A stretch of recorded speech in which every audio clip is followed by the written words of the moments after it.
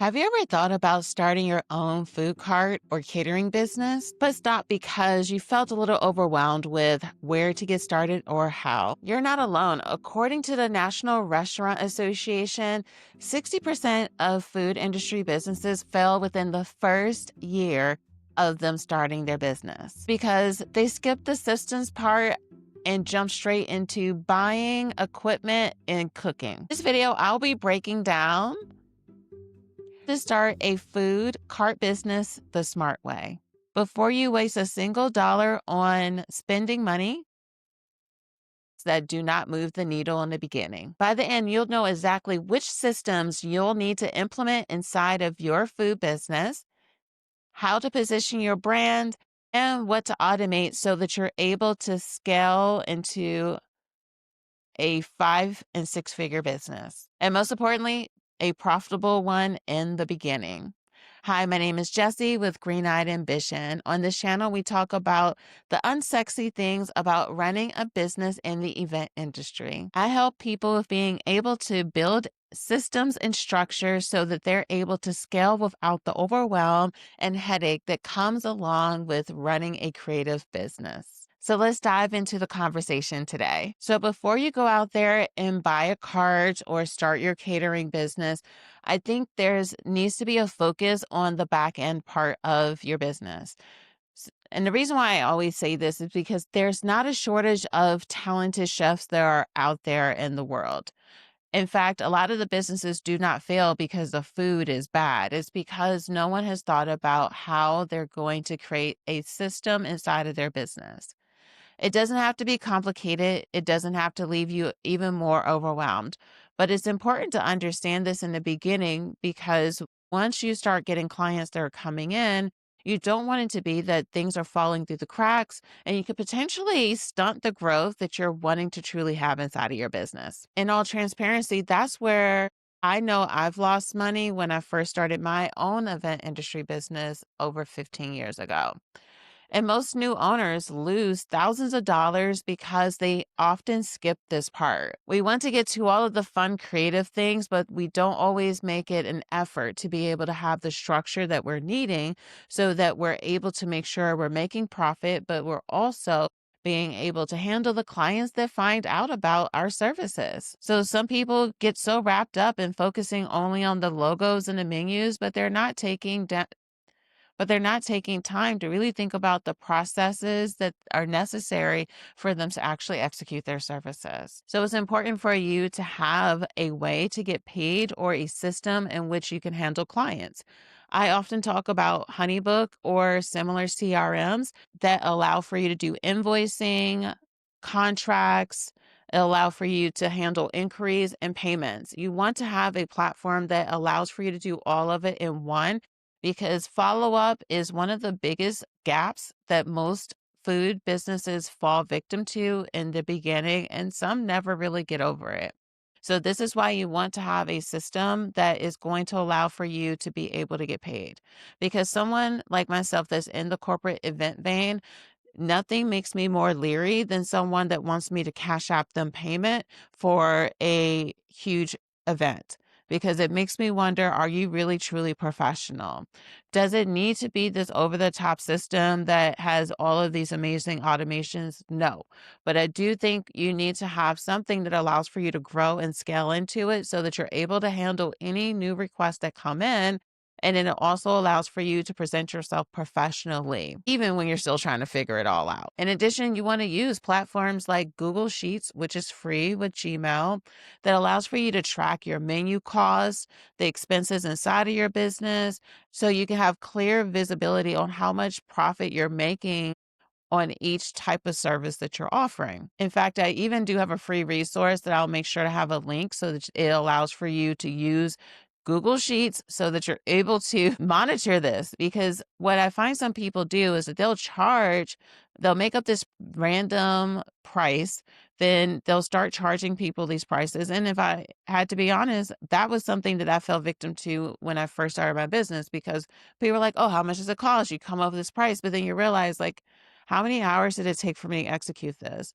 how much did it actually cost me to execute that? And you're like, I just made how much? And it almost will blindside you that to find that you are making all of this revenue, but you're not really bringing any profit home that you're really needing inside of your business. So that spreadsheet allows for you to be able to start tracking that and understanding how to price your services correctly. So when you do skip these things start to fall apart and you'll start to find that you're missing emails.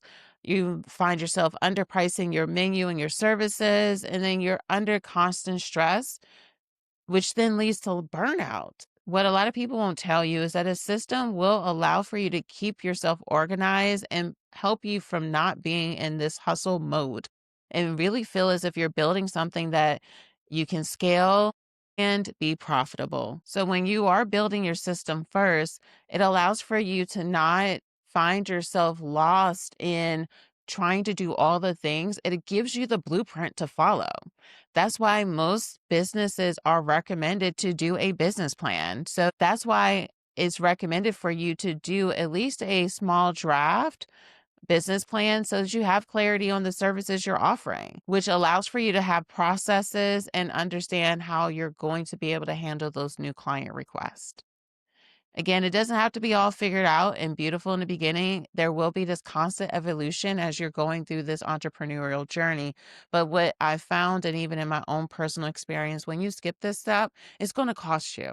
So I'd rather take the time and think about it now than find out that I lost a lot of money in the beginning. So once you do take the time to think through those beginning steps and stages and have the processes in place, now it allows for you to have a solid back end so that you can start handling requests.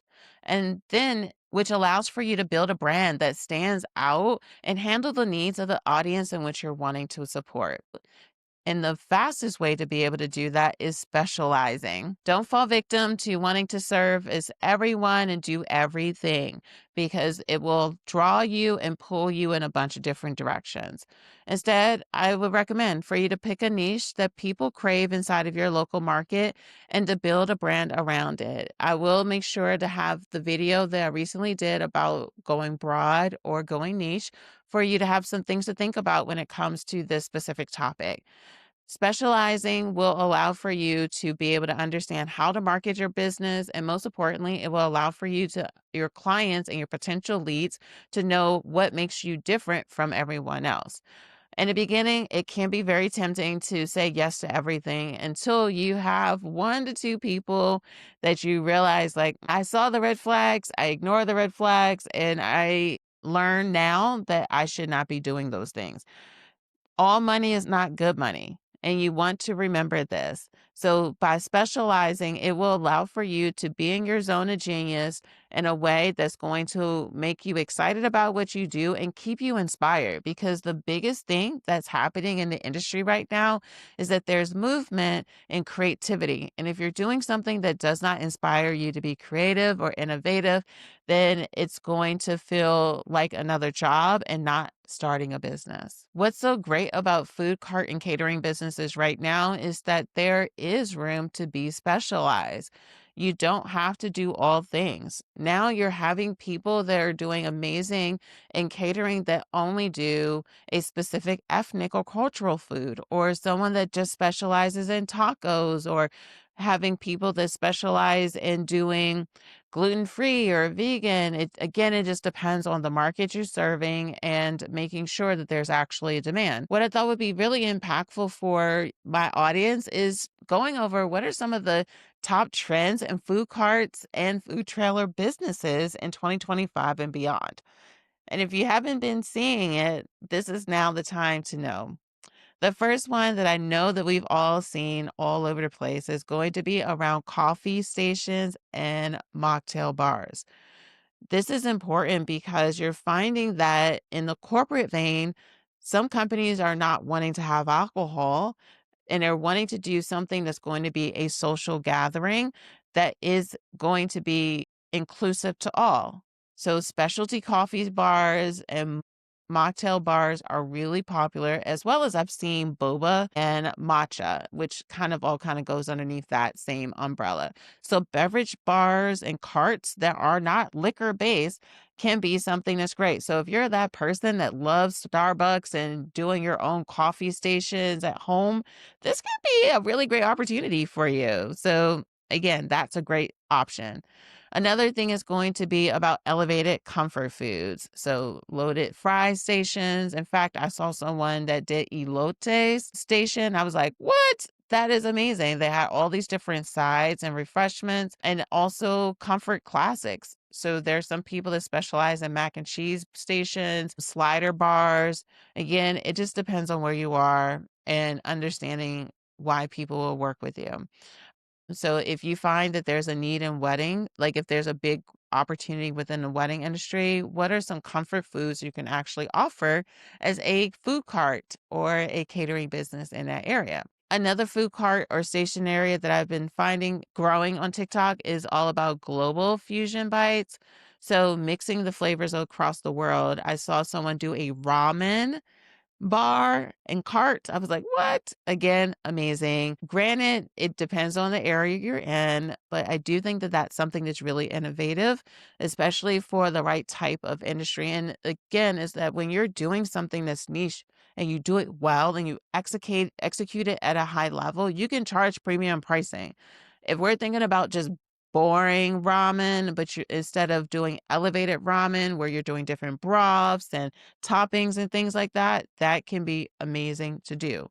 But it takes you thinking outside the box and knowing your market. Another thing that I've been seeing growing is going to all be about dessert carts. So you're seeing churro bars, donuts, mini donuts. You're seeing the waffles and the mini pancakes and frozen treats. So anything dessert based are really great options for food carts because you're starting to see, especially in the weddings and private events, everyone doesn't just want this big cake. So how do we be able to have something that's sweet for for our guest? Dessert carts. So this can be a really great option for you inside of your business. Another cart that I've been seeing and has been growing a lot online is going to be the charcuterie carts where people can do mini charcuterie boards, which has been really cool because I've seen people with the carts that they can hold in their hands as well as the actual bar cart stations. So this is an option for people that don't want to pay thousands and thousands of dollars for a charcuterie grazing board. The charcuterie cart allows for people to pick what they actually want instead of wasting food. And believe me, there's a ton other options that are floating around. It just comes down to where you're located, be it state, region, country, because I've seen different trends in different countries, which is really cool. So just take the time to do a little bit of research. And it's important to know that when you are able to niche down, your marketing becomes crystal clear to your clients. They know exactly, I'm planning this. I never thought to do this. Like you want it to be that it's like it makes sense. I find that often inside of the food vein in the event industry is that we're overwhelming our clients. The reality is that a lot of them don't have a ton of clarity. When you make it clear for them, it's easier for them to book you and it makes it easier for them to pay their deposit and on board. But when we're sending people 5, 6 page documents of all these food options is a corporate event plan. I don't want to see all that. Just show me the things that are specific for my event so I can just move on to the next thing. So just remember that specializing will allow for you to make it crystal clear for your audience as to how you are going to help them with being able to have fun and keeping their audience and their guests fed. So it allows for you to know how to design your cart. It allows for you to understand what social media content you should be putting out there and the menus. And then once you have that, it allows for you to rinse and repeat. And as your business grows, it makes it easier for your team to be able to support you. So it's always important to remember that clarity creates confidence. And confidence sells all day, every day. So once you take in the time to think this through and create the lane that you're wanting to explore, now we get a chance to think about where all the magic happens. And that's when you are able to know more about your client, you're able to get the bookings, and it's starting to grow. Now, this is when you want to start thinking about the automation part of your business. You need to start thinking about how do you work smarter instead of harder. And this is how your business truly grows. Because if we're always on a hamster wheel, it's very hard to know what's the next step that we need to take inside of our business. So, when it comes to setting up your automation, you want to think about your entire client journey. And each one of these steps that I've been mentioning, when you build upon each one, it really does help you and your client with being able to know what to expect next, which allows for the communication to be seamless. And then it allows for you to actually execute without them stressing you out, which is important. So, the typical client journey, I have a four-prong approach. I always talk about the inquiry stage, the onboarding, the execution, and then the offboarding. And that can also be viewed as inquiry, an automated welcome email, them booking, then you have the event, and then you're also then asking for a review request. However you want to look at it, but I teach that four prong. We should not have a transactional business, especially if you want to be around in the next 5 years. If people do not have that relationship being built through the process, if anything goes awry, there's not a rapport that's built that allows for them to understand who you are and the integrity inside of your business. So when you do create a workflow, it will allow for you to save hours and it allows for you to save money when it comes to hiring people to work and support you. This is when you want to look at a platform that's going to be your all in one. I am not going to only advocate for one specific platform. I love HoneyBook. I recommend it. I'm a HoneyBook pro. But what I do advocate for is you using something. There's literally no reason for someone to not have a platform that they're using to manage and automate their business in 2025, unless you just started your business today. It's important to think about this because I find that so many people lose clients due to not thinking through how to automate their structure inside of their business.